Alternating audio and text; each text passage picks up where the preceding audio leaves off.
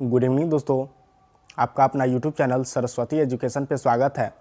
आज हम class 8 new NCERT book chapter 8 बल तथा दाब का तीसरा क्लास लेकर आए हैं, जो कि इससे पहले जो है हम 2 क्लास ले चुके हैं। आज हमारा इसका तीसरा क्लास है, जो कि इसके पहले वाले क्लास में हम लोग पढ़े थे संपर्क बल क्या होता है, पेशीय बल क्या होता है, स्थिर वैद्युत बल क्या होता है, ये सब का हम लोग क्लास कर लिए थे। आज हमारा टॉपिक का नाम है गुरुत्वाकर्षण बल। क्या होता है, जो कि ये गुरुत्वाकर्षण बल आपको 10th में भी काम देगा और 12th में भी काम देगा। तो इसलिए जो है इस क्लास को आप लोग बढ़िया से कीजिए और क्लास को स्किप मत कीजिए, क्योंकि स्किप करने से होता क्या है कि उसमें कुछ ऐसा भी हम पॉइंट बीच में बतलाते हैं जो कि आपको डायरेक्ट बोर्ड में क्वेश्चन आता है। तो आप लोग बढ़िया से इस क्लास को कीजिए। देखिए क्या कह रहा है, आप जानते हैं कि यदि कोई सिक्का या पेन आपके हाथ से छूट जाए तो यह धरती की ओर गिरता है। पेड़ से अलग होने के पश्चात पत्तियां या फल भी धरती की ओर ही गिरते हैं। क्या कभी आपने सोचा है कि ऐसा क्यों होता है? आप लोग भी जनरली लाइफ में जो है, मान लीजिए अभी हम ये मार्कर से लिख रहे हैं, अगर ये हमारे हाथ से छूट जाता है तो डायरेक्ट कहां गिरेगा? धरती पर गिरेगा। ऐसा क्यों होता है? वो ऊपर क्यों नहीं जाता है? इसका आप लोगों को रीजन नहीं मालूम होगा। आप लोगों को दिमाग में ये सवाल जरूर आया होगा, लेकिन आप लोग जो है इसको डीप से नॉलेज लेने का प्रयत्न नहीं किया होगा। देखिए क्या कह रहा है, जब सिक्का आपके हाथ में पकड़ा हुआ है तो यह विराम अवस्था में, जैसे ही इसको छोड़ा जाता है यह नीचे की ओर गिरना प्रारंभ हो जाता है। इससे स्पष्ट है कि सिक्के की गति की अवस्था में परिवर्तन होता है। क्या इस पर बिना बल लगे ऐसा हो सकता है? यह बल कौन सा है? अब सिक्का हमारे हाथ में था या फिर ये मार्कर हमारे हाथ में अभी विराम अवस्था में, लेकिन जैसे ही अगर ये हमारे हाथ से छूटता है ये गति में आ जाता है। तो गति में आता है तो इस पर कुछ बल लगा तब तो गति में आ रहा है। तो बल लगा, अब कौन सा बल लगा जो कि वो डायरेक्ट गति में आ गया और गति में आया और वो धरती के तरफ गिर गया? ऐसा क्यों हुआ ये समझिए। वस्तुएं पृथ्वी की ओर इसलिए गिरते हैं क्योंकि यह उन्हें अपनी ओर आकर्षित करते हैं। इस बल को गुरुत्व बल या केवल गुरुत्व कहते हैं। मतलब कहा जा रहा है पृथ्वी जो है अपनी ओर वस्तुओं को खींचती है, जो कि जो बल लगाकर वो वस्तुओं को खींचती है ना, उसको हम लोग गुरुत्व बल बोलते हैं। कौन सा बल? गुरुत्व बल, या फिर आप इसको कह सकते हो गुरुत्व भी डायरेक्ट बोल सकते हो। गुरुत्व बल बोलिए या फिर गुरुत्व बोलिए। ये बल लगाता है तब वस्तुएं डायरेक्ट नीचे जाती है। तो आप लोगों से कोई भी सवाल करेगा, एक बात बतलाइए, हम सिक्का लिए हुए हैं, सिक्का अगर हमारे हाथों से गिर गया या फिर कोई भी वस्तु है हम लिए हुए हैं, हमारी हाथों से गिर गया और डायरेक्ट धरती पर गिरा, तो धरती कौन सा बल लगाती है? तो आप लोग उसको जवाब दे सकते हो, कौन सा बल लगाती है? गुरुत्व बल, या फिर गुरुत्व भी आप बोल सकते हो। आगे समझिए क्या कह रहा है। यह एक आकर्षण बल है। गुरुत्व बल प्रत्येक वस्तु पर लगता है। गुरुत्व बल हम सभी पर हर समय बगैर हमारी जानकारी के लगता रहता है। जैसे ही हम कोई नल खोलते हैं पानी धरती की ओर बहने लगता है। गुरुत्व बल के कारण ही नदियों में पानी नीचे की ओर बहता है। गुरुत्व केवल पृथ्वी का ही गुण नहीं है, वास्तव में विश्व में सभी वस्तुएं चाहे वे छोटी हो या बड़ी हो एक दूसरे के ऊपर बल लगाती है। गुरुत्वाकर्षण बल कहलाता है। मतलब पृथ्वी पर जो भी वस्तुएं है वो जो है एक दूसरे पर क्या लगाती है? बल लगाती है, जो कि यही बल हमारा क्या कहलाता है? गुरुत्वाकर्षण बल कहलाता है, जो कि वस्तुओं को आकर्षित करती है, अपनी ओर खींचती है। आप समझेंगे दाब। दाब बहुत इंपॉर्टेंट है, आप लोग बढ़िया से समझेंगे दाब। दाब समझिए, क्या दाब तथा बल में कोई संबंध है? आइए पता लगाएं। किसी लकड़ी के तख्ते में एक कील को इसके सिर से ठोकने का प्रयत्न कीजिए। क्या आप सफल हो पाते हैं? अब कील को नुकीले सिरे से ठोकने का प्रयत्न कीजिए। क्या आप इस बार इसे ठोक पाते हैं? सब्जियों को किसी कुंठित चाकू अथवा उसके बाद एक तीखे चाकू से काटने का प्रयास कीजिए। किसमें आसानी है? क्या आपको ऐसा लगता है कि जिस क्षेत्रफल पर बल लगाया जाता है, उदाहरण के लिए कील के नुकीले सिरे पर, वह इन कार्यों को आसान बनाने में एक भूमिका निभाता है?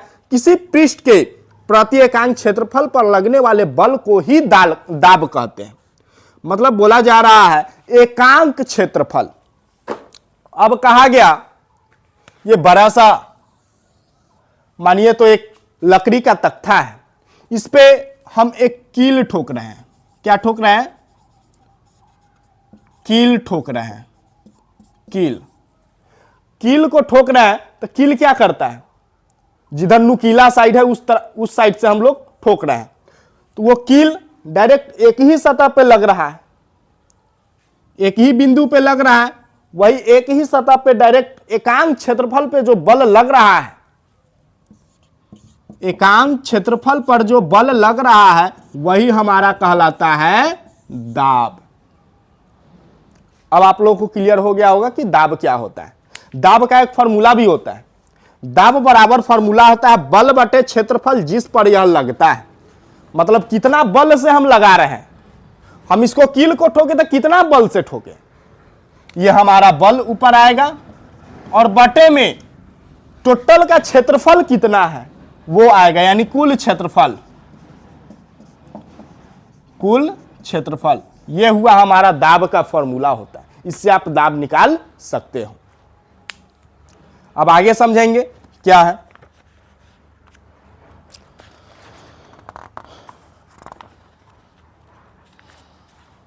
आगे है वायुमंडलीय दाब। अब वायुमंडल भी हमारे ऊपर दाब लगाती है, जिसको हम लोग वायुमंडलीय दाब बोलते हैं। देखिए क्या कहता है, हम जानते हैं कि हमारे चारों ओर वायु है, वायु के इस आवरण को वायुमंडल कहते हैं। हम लोग जानते हैं अभी हम लोग जहां पे हैं चारों ओर क्या है, वायु है, तो वही वायु के समूह को ही हम लोग क्या कहते हैं, वायुमंडल कहते हैं। वायुमंडलीय वायु पृथ्वी के तल से कई किलोमीटर ऊपर तक फैली हुई है, इस वायु द्वारा लगाया गया दाब को ही वायुमंडलीय दाब कहते हैं। जो वायु दाब लगा रही है उसी को हम लोग वायुमंडलीय दाब कहते हैं। हम जानते हैं कि प्रति एकांक क्षेत्रफल पर लगने वाले बल को दाब कहते हैं। इससे पहले अभी हम जस्ट पढ़े हैं, प्रति एकांक क्षेत्रफल पर लगने वाले बल को ही हम लोग क्या कहते हैं, दाब कहते हैं। यदि हम एक इकाई क्षेत्रफल की कल्पना करें और इसके ऊपर वायु से भरा एक लंबा बेलन खड़ा हुआ माने, तब इस बेलन में वायु पर लगने वाला गुरुत्व बल वायुमंडलीय दाब के बराबर होगा।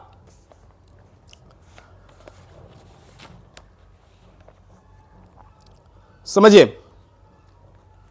ये बहुत इंपॉर्टेंट है जो अभी हम बतला रहे हैं। क्या आप जानते हैं, ये चैप्टर का समापन है।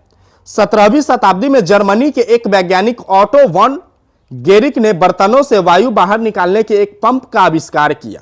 आपसे पूछ सकता है वायु से बाहर निकालने का पंप का आविष्कार किसने किया, तो ऑटो वॉन गेरिक ने किया। कब किया, 17वीं शताब्दी में।